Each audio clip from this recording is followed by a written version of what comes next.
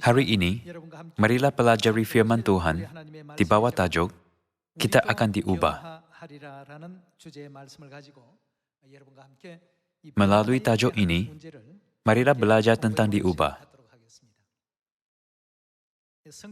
Alkitab mengajarkan bahwa apabila tiba waktunya kita kembali ke tanah air abadi, yaitu syurga, kita tidak akan pergi dengan badan fisikal, tetapi akan memasuki syurga, dipakaikan badan rohani, dan hidup bersama dengan Tuhan buat selama-lamanya. Untuk mengubah kita, Tuhan memberikan hukum perjanjian baru. Tuhan mengajarkan bahwa apabila kita mematuhi hukum perjanjian baru sebetulnya, perubahan yang indah seperti itu akan berlaku dalam kita. Jadi pada hari ini, saya ingin memberitahu Anda satu cerita. Kalian semua, adakah Anda tahu tentang cerita dongeng Si Cantik dan Sang Raksasa? Sesetengah orang mungkin pernah mendengar tajuknya, tetapi tidak mengingati cerita, membantangkan ia cerita yang sangat lama. Ada seorang putera yang kacak di sebuah kerajaan, tetapi putera ini sangat angkuh. Dia hanya memikirkan dirinya dan tidak bertimbang rasa terhadap orang lain. Suatu hari, seorang wanita tua melawat istana di mana putera tinggal. Apabila ditanya tentang sebab melawat, dia berkata, "Saya mahu memberikan sekuntum bunga ros kepada putera." Apabila putera melihatnya, dia kelihatan selekeh, jadi dia tidak mempedulikan dan memberitahu hambanya, "Tidak usah pedulikannya, suruh dia pergi." Sebaik sahaja putera bercakap, wanita tua itu mendedahkan identitinya sebagai ahli sihir dan menukarkan putera menjadi raksasa yang hodoh untuk menghukumnya. Juga, istana di mana dia tinggal serta semua hambanya kena sihir dan ditukar menjadi kelengkapan rumah. Rupa mereka semua berubah.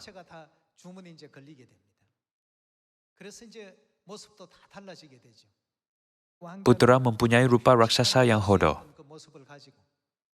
Seorang daripada pembantu rapatnya bertukar menjadi cerek dan seorang lagi jam. Seperti ini, semua orang kehilangan rupa asal mereka. Selepas menyihir, ahli sihir itu berkata, "Janganlah kamu mencari seseorang yang coba menggembirakan kamu kerana kamu putera.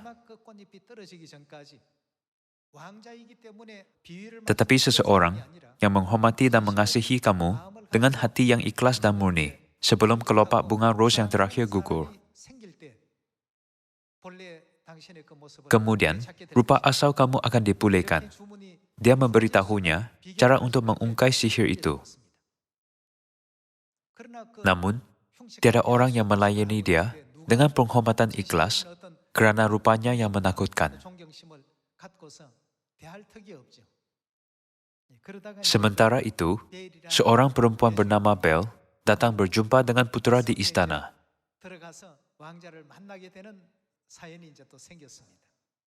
Pada mulanya, raksasa itu memekik dan sedikit menakutkan.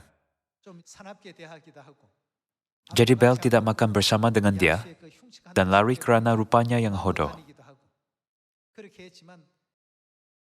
Tetapi apabila dia meluangkan lebih banyak masa bersama dengan Bel, mereka semakin biasa dengan satu sama lain.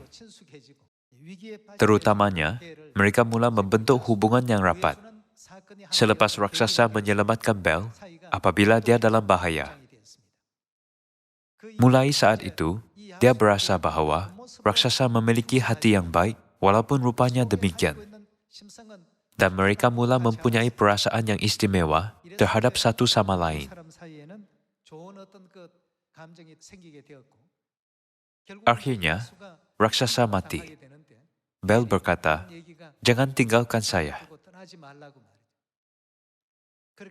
Ketika dia menyatakan kasihnya yang ikhlas terhadap raksasa dengan air mata, guru berbunyi, kilas sabung menyambung. dan sihir itu terungkai daripada raksasa. Rupa asalnya sebagai putera dipulihkan. Sudah tentu, jam, cerek, dan segala-galanya di dalam istana yang disihir dipulihkan ke rupa asal para hamba juga. Sama juga, sekarang kita berada di bumi, memakai badan dengan selubung dosa. Tetapi kita akan diubah dalam sekelip mata, memulihkan sifat dan rupa kita yang sebenar. Walaupun ia cerita dongeng, nampaknya banyak membantu kita memahami Alkitab. Sebab itulah saya memberitahu Anda cerita ini.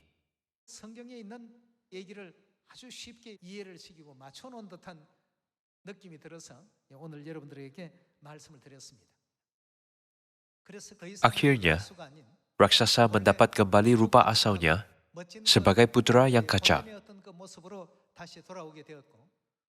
Sebelum ini, dia hanya pedulikan dirinya. Dia mementingkan diri dan angkuh. Tidak pernah memikirkan atau memahami kesedihan dan kesakitan rakyatnya. Tetapi hatinya berubah dan dapat memulihkan rupanya yang agung.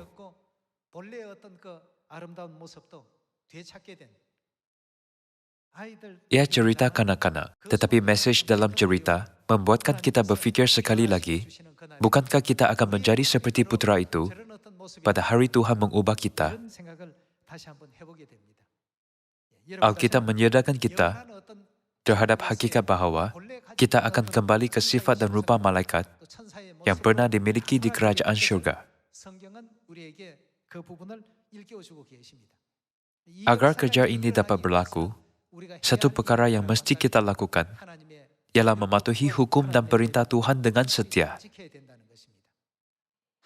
Perintah Tuhan mengandungi elemen rohani yang dapat mengubah kita. Kita mungkin hanya berfikir, hari Sabat ialah hari ketujuh, yaitu hari Sabtu. Jadi kita harus beribadah pada hari Sabtu, kerana ia peraturan Alkitab. Namun, kita tidak harus lupa bahwa Tuhan meletakkan elemen-elemen yang diperlukan untuk kita berubah di dalam hukum-Nya. Marilah melihat buku 1 Tesalonika, bab 4, ayat 14. Karena jikalau kita percaya bahwa Yesus telah mati dan telah bangkit, maka kita percaya juga bahwa mereka yang telah meninggal dalam Yesus akan dikumpulkan Tuhan bersama-sama dengan Dia.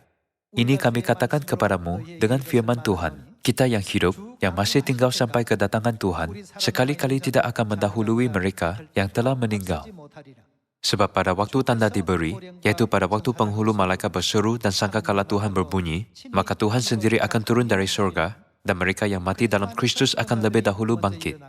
Sesudah itu, kita yang hidup, yang masih tinggal, akan diangkat bersama-sama dengan mereka dalam awan menyongsong Tuhan di angkasa. Demikianlah kita akan selama-lamanya bersama-sama dengan Tuhan. Karena itu hiburkanlah seorang akan yang lain dengan perkataan-perkataan ini. Alkitab meramalkan bahwa pada hari penuh kemuliaan itu, Tuhan sendiri datang dengan seruan penghulu malaikat dan bunyi sangkakala.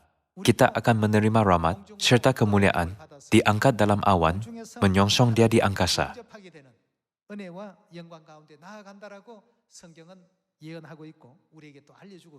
Mengenai ini, marilah melihat buku 1 Korintus, bab 15, ayat 50. Saudara-saudara, inilah yang hendakku katakan kepadamu, yaitu bahwa daging dan darah tidak mendapat bagian dalam kerajaan Tuhan, dan bahwa yang binasa tidak mendapat bagian dalam apa yang tidak binasa. Sesungguhnya aku menyatakan kepadamu suatu rahasia. Kita tidak akan mati semuanya, tetapi kita semuanya akan apa? Dalam sekejap mata, pada waktu bunyi nafiri yang terakhir, kita akan diubah. Kita semuanya akan diubah. Dalam sekejap mata, pada waktu bunyi nafiri yang terakhir. Sebab nafiri akan berbunyi, dan orang-orang mati akan dibangkitkan dalam keadaan yang tidak dapat binasa, dan kita semua akan diubah. Marilah melihat apakah perubahan yang akan berlaku dalam ayat 53. Karena yang dapat binasa ini harus mengenakan yang tidak dapat binasa, dan yang dapat mati ini harus mengenakan yang tidak dapat mati. Dan sesudah yang dapat binasa ini, mengenakan yang tidak dapat binasa, dan yang dapat mati ini, mengenakan yang tidak dapat mati, maka akan genaplah firman Tuhan yang tertulis. Maut telah ditelan dalam kemenangan. Hai maut, di manakah kemenanganmu? Hai maut, di manakah sengatmu? Sengat maut ialah dosa, dan kuasa dosa ialah hukum Taurat. Tetapi syukur kepada Tuhan yang telah memberikan kepada kita kemenangan oleh Yesus Kristus, Tuhan kita. Karena itu, saudara-saudaraku yang kekasih, berdirilah teguh, jangan goyah, dan giatlah selalu dalam pekerjaan Tuhan. Sebab kamu tahu bahwa dalam persekutuan dengan Tuhan, jerih payahmu tidak sia-sia. Tertulis bahwa dalam persekutuan dengan Tuhan, jerih payah kita tidak sia-sia. Apakah yang akan berlaku? Pada waktu bunyi nafiri terakhir, kita akan diubah dalam sekelip mata. Badan yang dapat mati ini akan dipakaikan dengan yang tidak dapat mati, dan diubah menjadi badan yang tidak dapat binasa. Kita akan memulihkan rupa asal kita. Ada banyak filem tentang si cantik dan sang raksasa, dan cerita ini diketahui oleh ramai orang. Bahagian paling penting dalam cerita ini ialah putera adalah sangat kacak dan tinggal di istana yang indah serta mengagumkan. Tetapi hatinya penuh keangkuhan. Dia mementingkan diri dan mempunyai karakter yang buruk. Apabila dia memakai rupa raksasa, orang menolak dan mengabaikan dia.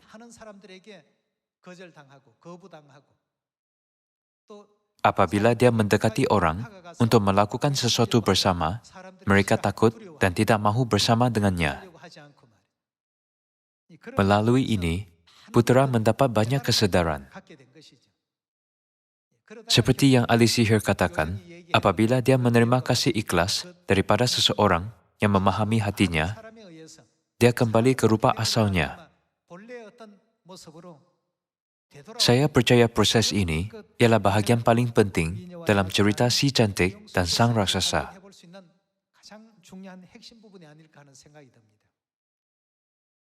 Sekarang Alkitab mengajar kita bahwa pada asalnya kita ialah putera dan puteri di kerajaan syurga, bukan?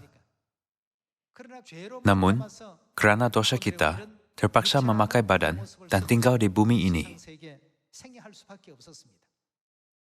Sama ada menyukai rupa kita atau tidak, jika tidak melakukan perbuatan baik, hidup kita akan berakhir seperti raksasa itu buat selama-lamanya.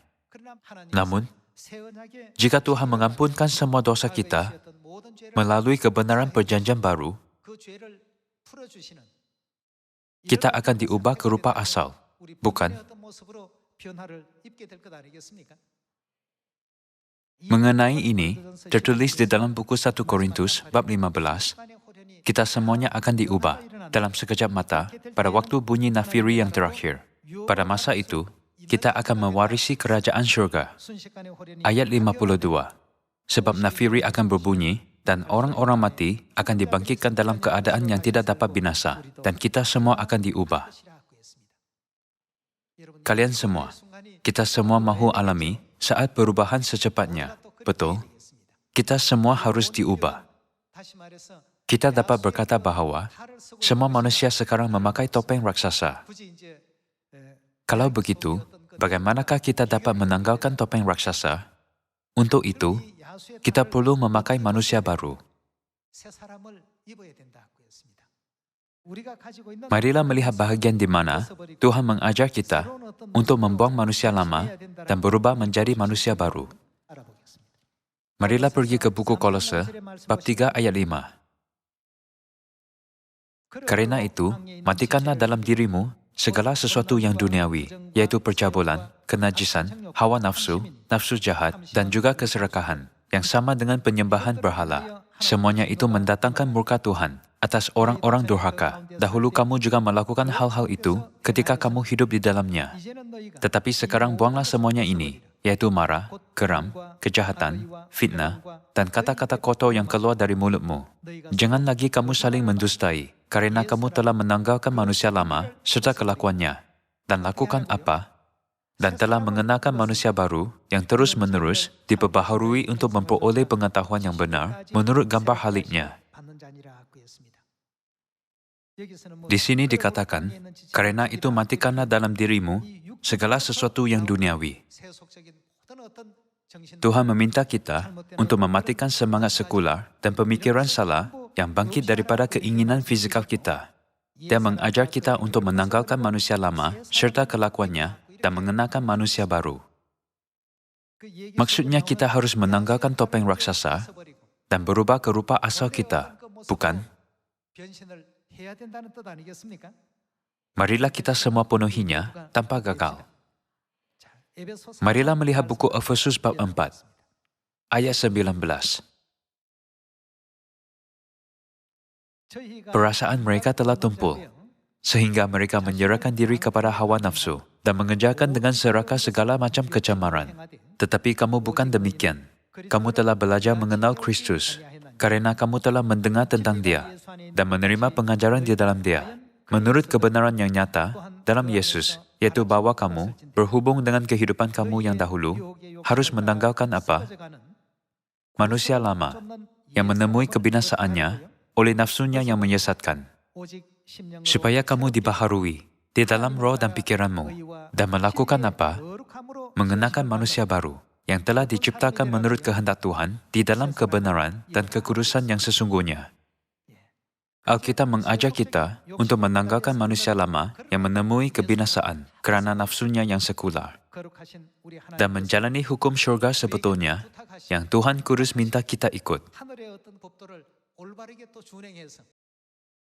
agar kita dapat kembali ke rupa asal malaikat syurgawi.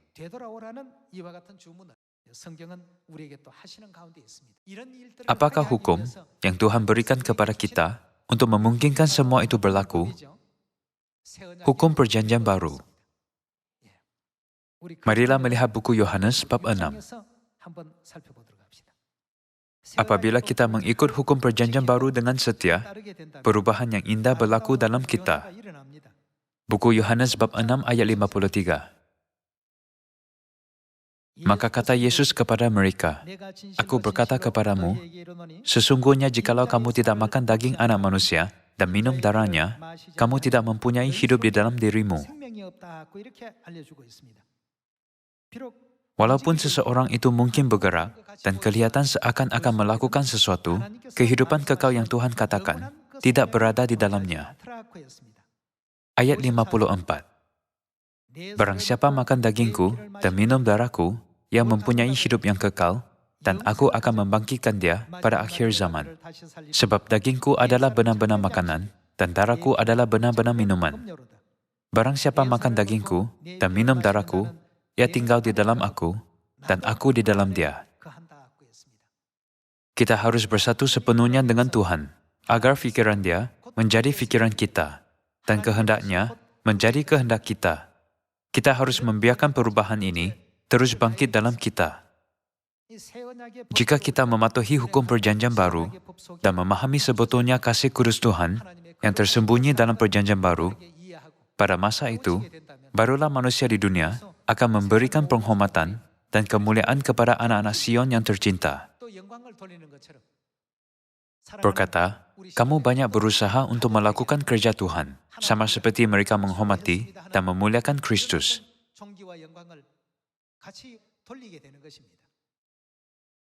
Cerita si cantik dan sang raksasa mempunyai banyak butiran yang berkaitan dengan kebenaran. Putera perlu membuangkan sikap mementingkan diri dan keangkuhan untuk memulihkan rupa asalnya. Hanya apabila membuangkannya, dia dapat menerima kasih. Dan apabila menerima kasih, barulah dia dapat kembali ke rupa asalnya. Kalau begitu, apakah yang sangat diperlukan di dunia rohani, sehingga kan Tuhan memberikan kita kebenaran Perjanjian Baru dan memerintahkan kita untuk mematuhi ketetapan, peraturan serta hukumnya? Dia tidak meminta kita untuk menyambut hari Sabat dan Paskah tanpa sebab. Jika Tuhan berbuat demikian, Dia akan menjadi seseorang yang hanya memberikan manusia kesukaran.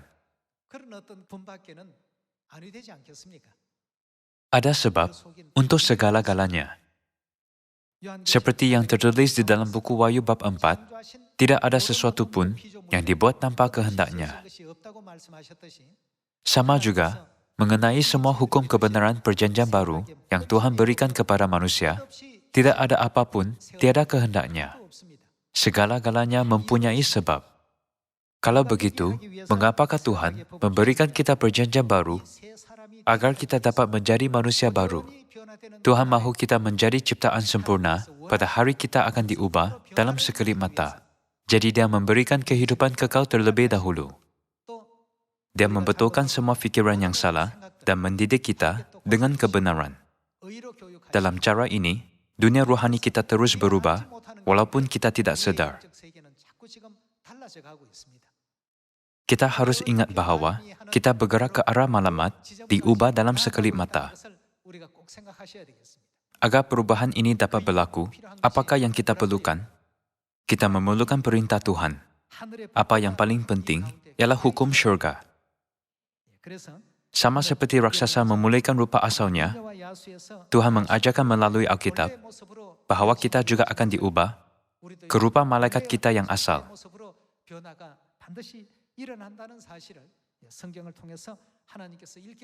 Kita tidak akan hanya diubah ke rupa malaikat, tetapi kita juga akan menyerupai sifat siapa?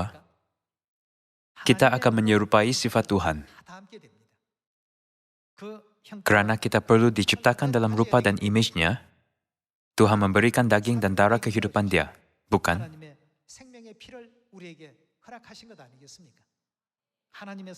Membandangkan kita mewarisi daging dan darah Tuhan, kita mesti gembira dalam segala-gala yang Dia lakukan dan harus dapat menjalani jalan Injil bersama dengannya.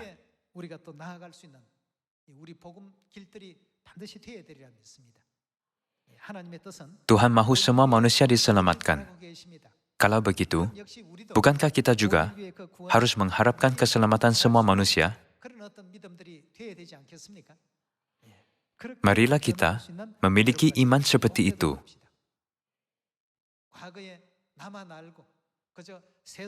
Marilah membuang manusia lama yang mementingkan diri dan fikiran yang menuruti perkara sekular, tetapi memakai manusia baru yang hidup hanya menurut ajaran kudus Tuhan.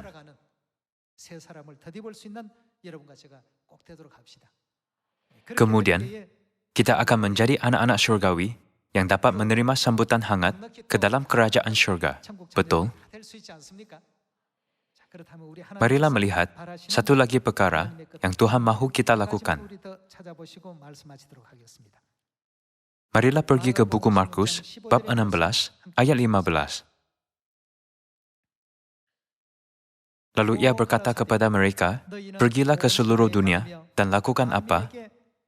Beritakanlah Injil kepada segala makhluk." Apakah Injil? Perjanjian baru.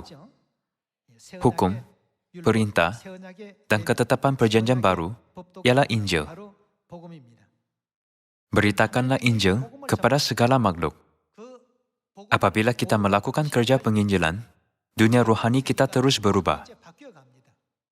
Dahulu, kita dibuang dari syurga, tetapi sekarang dunia rohani berubah, agar kita dapat kembali ke syurga. Tuhan terus meminta kita agar jangan melepaskan ketetapan, peraturan dan hukum Dia, tetapi menjalankannya dengan setia, tidak kira apakah yang berlaku. Marilah melihat ayat 15 sekali lagi. Lalu Ia berkata kepada mereka, "Pergilah ke seluruh dunia, beritakanlah Injil kepada segala makhluk. Siapa yang percaya dan dibaptis akan diselamatkan, tetapi siapa yang tidak percaya akan dihukum." Tuhan meminta kita untuk pergi ke seluruh dunia dan beritakan Injil Perjanjian Baru kepada segala makhluk. Orang yang percaya dan menerima Perjanjian Baru serta melakukan ajaran-ajarannya akan menerima keselamatan daripada Tuhan. Marilah kita merenungi firman yang bertajuk, "Kita akan diubah" ini. Sehingga sekarang, Anda tekun menginjil, berdoa, mempelajari firman, dan menyembah Tuhan. Anda menjalani jalan iman setekunnya. Menyembah Tuhan tidak bermaksud hanya datang ke gereja, berdoa, menyanyikan pujian, dan mendengar firman-Nya. Tuhan meletakkan elemen rohani di sana, jadi Dia meminta kita untuk menyembah-Nya. Hanya apabila kita berbuat demikian, kerja rohani dapat berlaku di dunia yang tidak kelihatan. Di dunia ini, kita hanya menyanyikan pujian, berdoa, dan mendengar firman, tetapi ini bukan kes-nya di dunia rohani. Banyak perubahan berlaku pada saat ini. Sekarang Tuhan membantu kita memenuhi syarat untuk diubah. Jadi, tolong jangan memandang remeh akan hukum perjanjian baru.